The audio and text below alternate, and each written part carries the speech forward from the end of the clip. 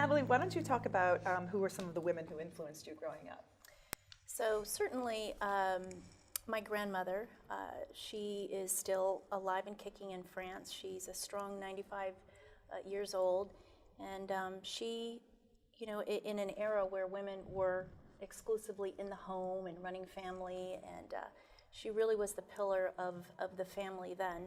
And just, you know, for someone not having education per se, as far as academics, she certainly had the education of life and teaching me that, you know, always pushing myself outside of my comfort zone, exuding confidence, and just going with your gut, which I think is a skill set. It's something that we have in particular as women.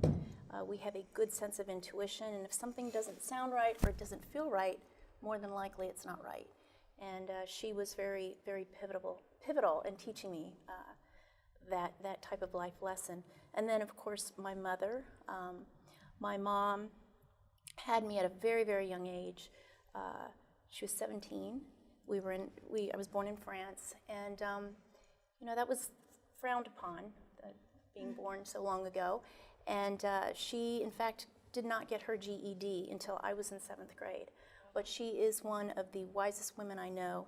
She has always encouraged me to set my goals high, and you know, for someone not having, again, that traditional education of a college degree or whatever, she brings so much to me as far as teaching to me to be a good mother, common sense, priorities, and the ability to multitask.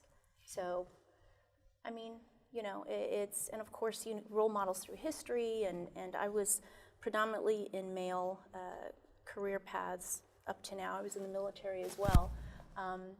But we tend to look for those, even in the military ranks, the few women that were there as setting the trends and setting goals. And they seem to have the same sort of practical applications of be true to yourself, listen to your gut, keep your priorities in check, and exude confidence, and you'll be fine.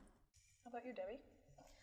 Definitely my mom, who is still around and who continues to inspire me. She is a retired police officer. Cool. And went through the academy in the 70s, a period of time where there weren't that many women who went through the police academy. You know, I was thinking about this, and growing up, she never spoke much about her experiences. It wasn't until more recently did she start to describe to me sort of the challenges that she faced in that role, and the different experiences that she had, the support that she had amongst her colleagues. And from that, I've really learned sort of the strength that she had, and to overcome sort of in her professional role, wherein I only saw her in her personal role. And I just, you know, I find that to be incredibly inspiring. And now being a mother myself, I really appreciate the challenges she must have faced in keeping that balance. What about you, Tonya? I think there's a common theme here in that I didn't have to look far for someone to look up to, because my mother was my role model growing up as well. She was also a federal government employee who started as a co-op in college, and by the time she retired, she was the acting regional director within her agency. So I saw her, you know, put in 36 years with the same agency, where she was dedicated, rose through the ranks the entire time.